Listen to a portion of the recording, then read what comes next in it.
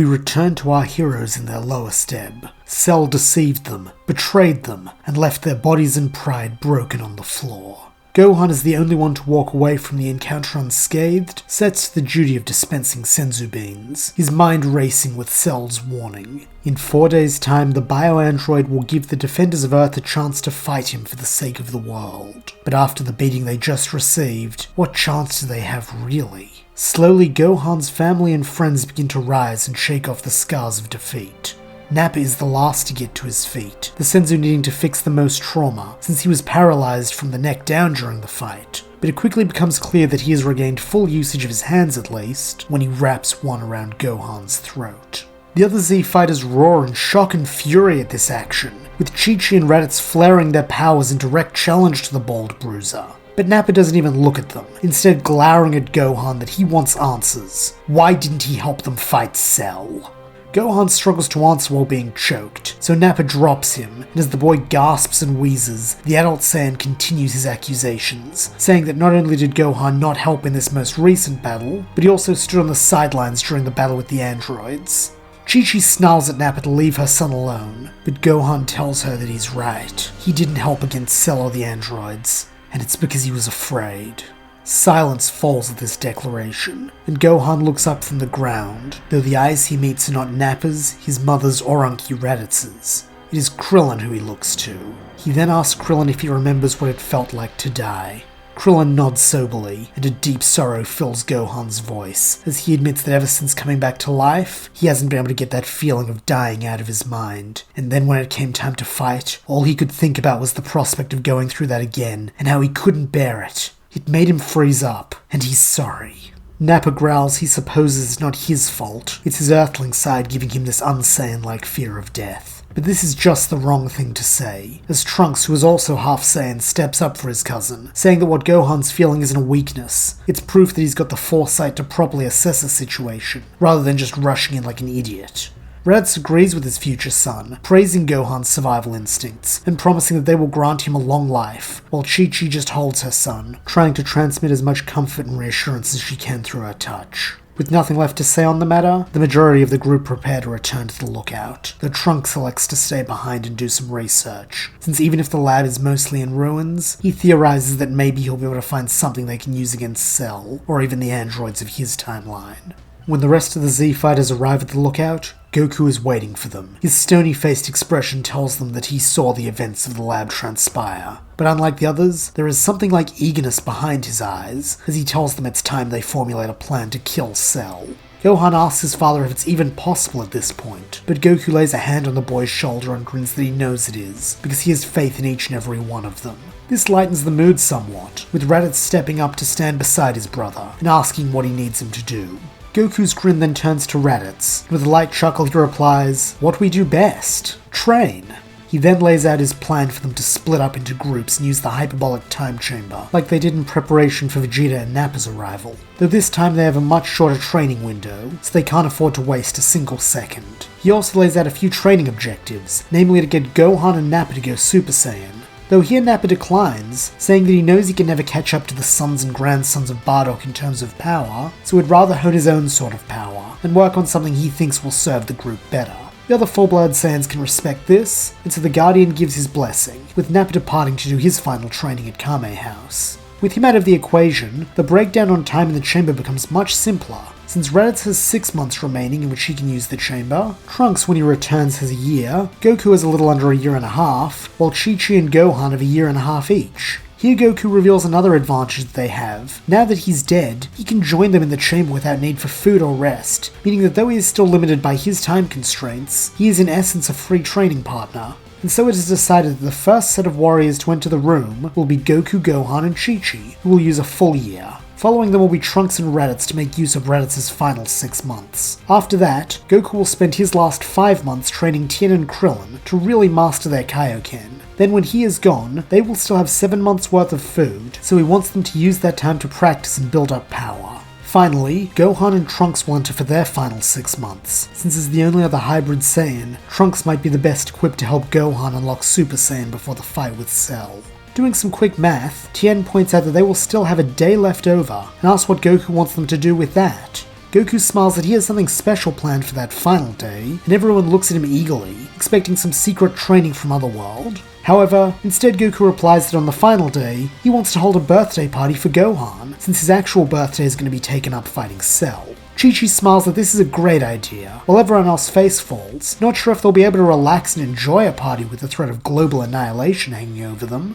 And so the training begins as planned, with one group at a time entering the Room of Spirit and Time, while the others train outside, often in the Lookout's gravity chamber. During this time, Trunks returns, telling the others that he found another android in a pod, labelled 16, and so taking inspiration from Cell's fake story, brought it to his mother to see if she could actually reprogram it so it will fight on their side. Everyone agrees that this is a good idea, though Trunks admits that he would have rather blown the machine's head off, and he only didn't since they're in such dire straits. This gives Goku an idea, and so after a quick telepathic chat with Shin, the Guardian briefly vanishes, before returning with the Z-Sword, which he hands to Trunks, telling him to train with it instead of his broken sword, though Goku also adds he'd appreciate it if Trunks went easy on this sword, since he's only borrowing it, and he's scared of what the Kais might do to him if he broke their ancestral relic.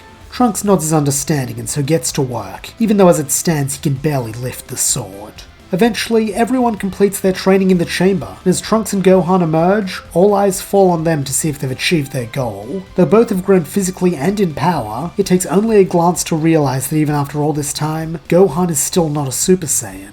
The boy is smart enough to know that this comes as a disappointment to his father in particular, and so goes to apologize. But Goku tells him not to worry about it, since even Trunks, who was the youngest Super Saiyan, was a few years older than him when he first transformed, so maybe his body just isn't mature enough for the form yet. Gohan says he guesses so, and goes to reunite with his mother, who gushes that she's missed him, but in the same breath also states that he needs a haircut, since he's starting to look like his delinquent uncle and cousin. In contrast to Gohan's lack of success, everyone else has found new heights of power within themselves. Chi-Chi, Tien, and Krillin have all mastered Kaioken times 20, to the point where they can maintain it for the duration of a fight, while Goku, Trunks, and Raditz have attained Super Saiyan Grade 4. They have also attained the prior grades, but Trunks, being the smartest of them, promptly recognized the weaknesses and so dismissed them, encouraging his father and uncle to do likewise. Nappa for his part doesn't seem especially stronger when he returns to the Lookout, though everyone can feel that his ki control has improved immensely, which he says will allow him to really deliver the payback he has planned for Cell. The following day is Gohan's 10th birthday party, and everyone makes sure that this is an extra special day for the young man. Bulma even comes up to the Lookout with baby Trunks and the android Trunks found. He is a giant of a man, with a red mohawk and a gentle demeanor, who introduces himself as 16. Everyone in the group except Trunks welcomes 16 with open arms, even though he is one of Dr. Gero's androids, and this pleases the big bot, who promises that he will do all he can to ensure that they survive tomorrow. This puts something of a dampener on the mood, but even still, it's a celebration that none of them will soon forget, as everyone parties like it is their last day on Earth, acutely aware of the fact that it might actually be. The next morning dawns too soon for anyone's liking, and the Z-Fighters prepare themselves for the final showdown with Cell. Just as with the androids, Goku knows that he cannot join them, and so decides to spend the last few hours with his wife and son. They watch the sunrise together, and before they go, the Guardian pulls each of them aside for a few private words. Goku's sentiments for Chi-Chi are what one would expect from a husband to his wife, but when it's Gohan's turn, Goku leads him inside the Lookout's central building. As they walk, he tells his son that he is proud of the young man he has become, that he has grown into a powerful warrior while still remaining pure of spirit. Gohan blushes a little at this praise, but Goku says that he means it, and that's why he wants him to have something. He then opens the door to his and Chi-Chi's room, and lying on the bed is a white gi similar to Goku's robes, except instead of carrying the kanji for God on the breast, it reads, Successor. Gohan asks what this is, and Goku says that it's his way of saying that he finally thinks Gohan is ready to assume the mantle as his successor, and so after today, he would like to start training his son to properly take over as Guardian of Earth in a few years. Gohan is speechless, and Goku gulps that he thought Gohan would like it, sheepishly asking if he would prefer a different color gi, but the boy says that it's perfect, and wraps his dad in a hug. When the pair emerge, both dressed in white, Chi-Chi has to wipe away a proud tear, and the trio briefly hug. The living two then detach themselves, and go to join their friends, as Goku waves them off with a smile, telling them to look after each other and come home safe. As the only one who can sense Cell's energy anymore, Gohan takes the lead and guides the defenders of Earth to the bioandroid's location. To their surprise, they find that Cell has built himself an arena of sorts, and when he sees them, the bioandroid smirks that he's glad they found the place, and welcomes them to the Cell games. Trunks snarls that he doesn't have time for games, but Cell tuts that he really ought to listen to the rules of these games, since if the heroes break any of them, he's going to destroy the planet. This puts the brakes on Trunks' attack, and when Cell sees this, he leers domineeringly, before continuing that the rules are simple, and largely based off of those of the Tenkaichi Budokai, so even the slowest among them should be able to understand. Anyone may enter the ring at any point they wish, and there is no limit to the number of fighters who can be in the ring at one time. However, if they are knocked out of the ring, they cannot re-enter it, nor can they interfere from the outside. Killing is allowed, obviously, and when he kills or rings out all of them, he wins, and gets to destroy all of them and the planet. Angrily, Chi-Chi asks how they win, and Cell chuckles that they won't, but for argument's sake, if they manage to somehow kill him, then they would technically be the victors. Raditz then asks what happens if they ring him out, Cogs clearly turning in his head as to how they might be able to earn a tactical victory. Cell admits that he hadn't considered that, but he supposes for the sake of a fair fight, if they ring him out, he will concede the games and leave Earth. However, they should be warned that such an outcome will only be a stay of execution, so if they think a half-hearted win will be enough, they need to think again and start bringing their A-game, since this tourney is kill or be killed. The bioandroid then floats into the air and lands in the center of his arena, telling them the games are now open, so they should come at him when they are ready. For a moment they all consider rushing Cell at once, but Gohan points out that this is probably exactly what the monster is hoping for, as part of his love of mind games, and the reason he set up the ring and the ring out rule in the first place. Since, if they're all trying to hit him while avoiding hitting each other, and occupying a confined space, it will place the advantage squarely with Cell, who can use the Z-fighters against one another. Trunks agrees, and so suggests they act in waves, volunteering to be the first wave alongside his father. But Tien shakes his head, saying that after the humiliating defeat Cell handed him and the other humans last time, he wants to have the first crack, and prove that his training wasn't in vain. Krillin says that he feels the same, and so it is decided that they will fight Cell first. The two humans step into the ring and power up to Kaioken times 20 at once. However, this does little to intimidate the bioandroid, who sneers that he was hoping to get to the main course, but he supposes appetizers never hurt anyone. He then vanishes, reappearing in front of Krillin, an elbow raised to drop on the bald man's head. However, Krillin is a slippery one, and so uses solar flare at point-blank range to blind the bot. Cell howls in pain, and this is just the opening Tien needs, charging up a Neo Tri-Beam. Lining up his hands, he gets a lock on Cell, and with a cry of Tri-Beam ha, fires the golden blast. It is only by some perverse luck that Cell manages to regain his sight before this hits, and so the mechanical monster manages to lurch to one side just in time. However, he cannot avoid the attack in its entirety, and so to his horror finds that his left arm has been cleanly cleaved off at the elbow.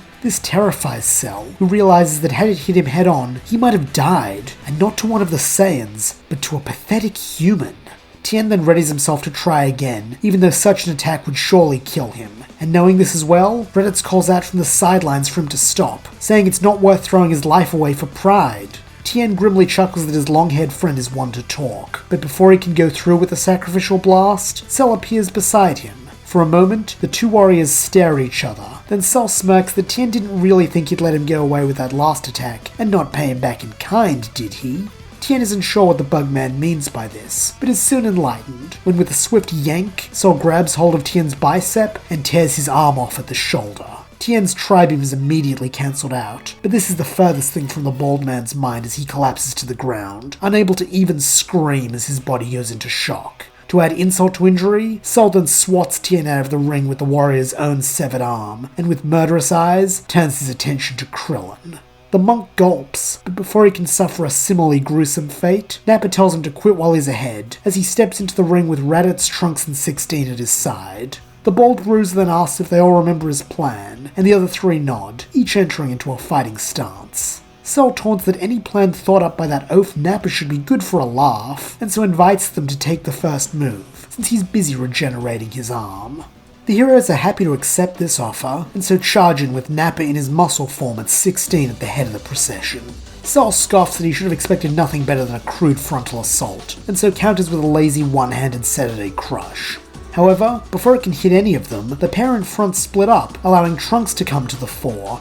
Wielding the hilt of his broken sword, which is completed with a new blade of ki, Trunks easily slices Cell's blast in half, dissipating its power. Thanks to training with the weight of the Z-Sword, his movements with the Ki Sword are dozens of times faster than anything Cell could have anticipated, and so as he fires a series of follow-up blasts, Trunks cuts through all of them, clearing a path directly to Cell. Now upon him, 16 grabs Cell in a bear hug, while Raditz stands in front of the bug and begins to perform the Sleepy Boy technique. It is a good plan, however, Cell as it turns out does not need to sleep, and so is immune to such tricks. The bioandroid then wrests himself free of 16's grasp and blows the other bot out of the arena, scattering pieces of him across the plains behind them. With a cackle he asks if they have a backup plan, and Trunks yells that they do, as he tosses a capsule onto the ground between them. With a pop, the item materializes, and to Cell's surprise he finds that the hero's secret weapon is an empty mini-fridge? Then from behind him, he hears a single dreadful word come out of Nappa's mouth. Mafuba. At once, Cell understands their plan, and refusing to be caught off guard again, spins around to face the vortex of green ki headed his way. Raising his remaining hand, the bioandroid flares his aura, and with an immense effort pushes the Mafuba back. With a sound like rushing wind, the Mafuba rebounds onto Nappa, enveloping him and sending him hurtling into the tiny refrigerator, where he is summarily confined. Cell then cackles that, like he figured, any plan developed by Nappa was doomed to failure from the start, and so with an evil grin, asks Trunks and Raditz if they have any other bright ideas, or if they'd rather he just blow them away now like 16. Standing strong, the duo declare that they do in fact have one last trick, as they fire off a father-son double sundae. The purple beam is huge, and though Cell raises his hand to stop it, this is all he can do, being pushed to the very edge of the ring.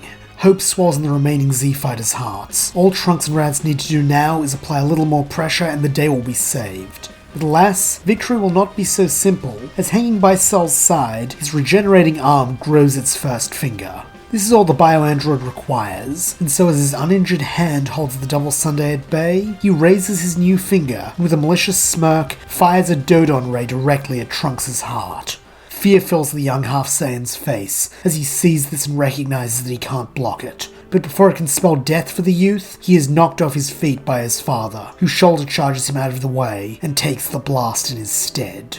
Father and son land outside the ring, and Cell cackles that he's disappointed since they almost had him. But Trunks pays this taunt no mind, his entire attention focused on his father. Due to him moving at the time, the Dodon ray didn't hit Raditz in the center of the heart, meaning that for the moment, he is still alive. However, it is a mortal wound nonetheless, and with all their Senzu beans used up in the first fight with Cell, there is nothing Trunks can do to save him. Tears roll down Trunks' face, but Raditz in contrast is dry-eyed, and with a weak smile, he tells his son not to cry. After so long fearing death, and living for only his own survival, he's found something worth dying for, and he's happy that his end could save someone he loves. Trunks howls that he can't watch his father die. Not again, but from a small distance away, a gentle voice says that he may not have to.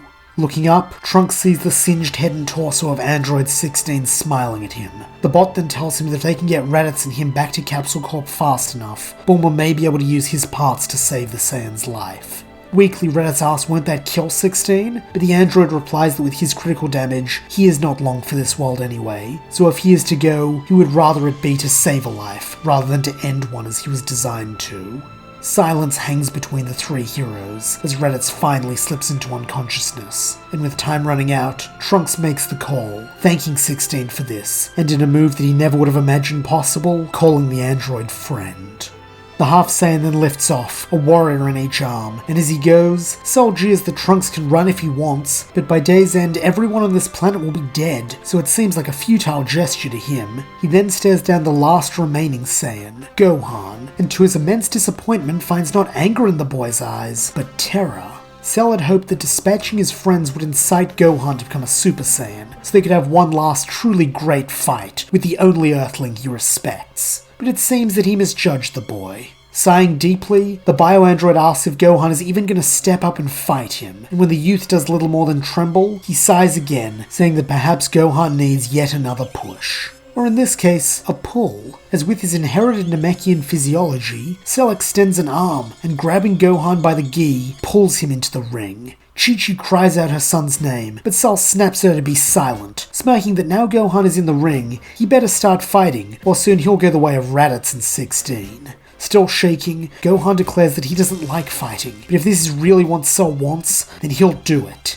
He then begins to marshal all the anger he feels at the bioandroid for his betrayal, for hurting his friends, and for threatening his home, and with a mighty scream, Gohan fires a Kamehameha. The blue beam is undeniably powerful, possibly even rivaling the father-son double Sunday, but now that Cell has both hands again, it is nothing to him, and with a simple swiping motion, he swats it away into a nearby mesa.